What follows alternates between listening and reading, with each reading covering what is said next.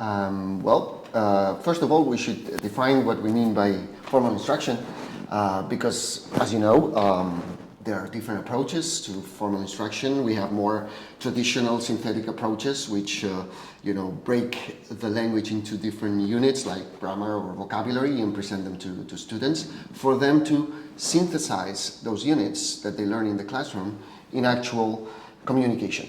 Or you can have an approach which is more analytic, in the sense that you present interesting and meaningful content or tasks or projects, and it is for the students to work out the regularities of the language. They are the ones that analyze the language.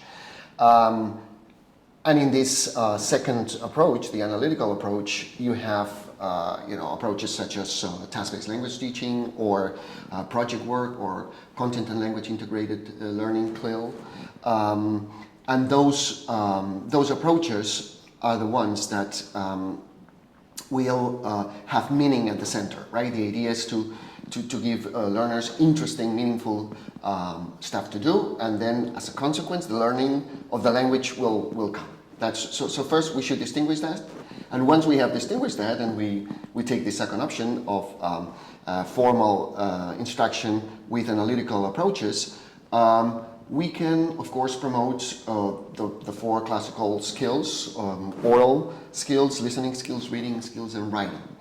About oral skills, formal instruction, you have to think that most people in a foreign language context, the only opportunity to actually use the language and interact with others is in the classroom. And so it is particularly important that in formal instruction we promote that skill. Now, when we talk about production, we are thinking about class presentations and projects, right? But also interaction, which is crucial, and we know leads to the learning of languages. Interaction is certainly one of the areas that has shown more clear evidence of the connection between engaging in conversation with others and interaction and actual learning. Now, then of course we have listening skills and reading skills. Formal instruction can offer the opportunity to train learners to actually listen, right? Actual formal instruction should not be about just testing whether they understand or not, but actually helping them to listen and to apply a series of strategies to make sense of what they're listening to. So engage in, top-down strategies where they try to think of the situation, the people speaking, what they know about the topic, and the relationship between the characters speaking in a listening exercise. So the idea is to make it more active and more interactive. The same for reading. Reading should not be a static thing that we just check whether they understand the text or not. It's more about activating all these strategies that have to do with inferring from the text, guessing from context. And so again, we want them to have an active, interactive approach to texts in connection to the task that they're doing. And finally, we have writing. Of course, formal instruction can promote writing. We are, of course, today more interested, rather than in the product of writing, we are more interested in the process of writing, right? And we want learners to engage in the three basic phases of writing, which are planning, formulating or executing writing, and revising, right? We know that experienced writers, what they do is they combine these processes very efficiently as they write, and so formal instruction should be used to help students combine planning, executing, and revising when they write in the classroom. And these are the classical, if you want, skills that we can promote in informal instruction. But most importantly, I think that we have to think of the processes that underlie those four skills, right? And we have three types of processes that we want to promote with formal instruction. The first group of processes are cognitive. The second one is interactive processes, and then more social or social-cultural processes, if you wish. Now, about cognitive processes, we know that what we need to do in formal instruction is to promote things like noticing, and that's the work that we do with the design of the materials that we give to learners, also with our work as teachers. Things like cognitive comparison, proceduralization, that means the internalization of new forms through practice and through use, right? Then we also want to promote interactive factors such as negotiation of meaning and form, and very important, the incorporation of feedback that we receive from teachers in formal instruction, right? And of course, we want to promote the most socio-cultural aspects of learning, such as the co-construction of knowledge and how people collaborate to actually generate meaning and generate knowledge, how to, it's an opportunity, formal instruction, to promote socio-pragmatic functions of language, aspects such as self-regulation and participation in conversation, and finally internalization of in this case, language items. Well, certainly individual factors matter when it comes to language learning in a formal context.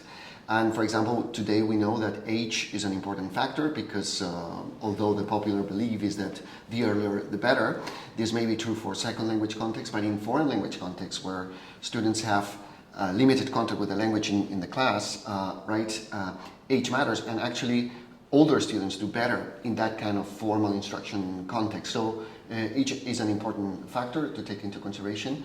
Individual differences, for example, in working memory, we know, and we have quite a bit of evidence that in our research group at the University of Barcelona, the Language Acquisition Research Group, that individual differences in working memory are especially important at lower levels, so when with younger learners, but over time they seem to matter less and less, in the sense that the fact that people have more opportunities to be exposed to input and more opportunities to use the language makes those individual differences in working memory less important over time. Okay, while when learners are younger, actually those differences distinguish them in the way they learn the language. Then you also have learning styles, of course, and there are differences in the way people approach language learning. Some people are more analytical in the way they deal with language, so formal instruction can be really good for them if the focus is on the actual grammar and vocabulary. But then when you have students that are more holistic in the way they approach language learning, then communicative methods that give them interesting projects and tasks and content actually benefit more from those kinds of that kind of exposure. And then of course you have personality aspects like introverts and extroverts, and then you have the issue of anxiety. So all these individual factors certainly distinguish how much they benefit from formal instruction. What I think we're going to see in the next few years in research is that there is a lot more interest in the aptitude treatment interaction. So how to better match instructional options with individual differences. I think we're going to see a lot of very specific, answers about what linguistic forms need to be taught in which ways, more explicitly, more implicitly, for whom, right, and with what tasks and in what situations. So we are going to get a lot more information about how to better match those instructional options with individual differences.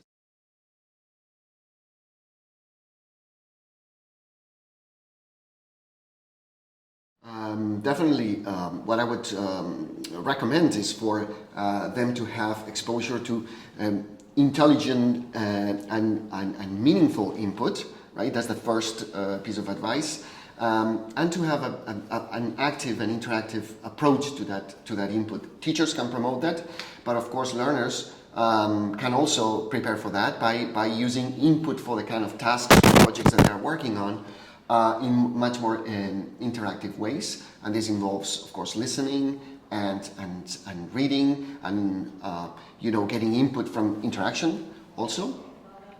Now, the second piece of advice, of course, and I think most people would agree on this, that we need input output and interaction and feedback. If we talk about input and interaction, I would definitely recommend that classes provide opportunities for the use of language, for interaction in pairs and in groups, interaction between peers and between students and teachers, of course. And the idea of the classroom would be an opportunity to practice the language, to test your hypothesis about the language, and to consolidate what you know. And so it should be an arena for practice and testing and use of the language. Finally, we have feedback, which is, of course, in formal instruction especially important, right? And we have peer feedback, and I believe that we're seeing more and more the use of collaborative writing, for example, where peers give each other feedback, also in oral interaction, right? And there's, of course, is teacher feedback. And teacher feedback is about the teacher being a facilitator of resources, a teacher that can provide scaffolding and provide resources for students to incorporate in the kind of language that they're trying to deal with in their projects and their tasks. But it's always very important to have at the center of everything this meaning-driven kind of activity in the classroom, right? That is that promotes motivation. Because if you have that, you have an important part of what you need to do in the classroom, then input, output interaction, and feedback combined can create a very good learning environment in formal instruction.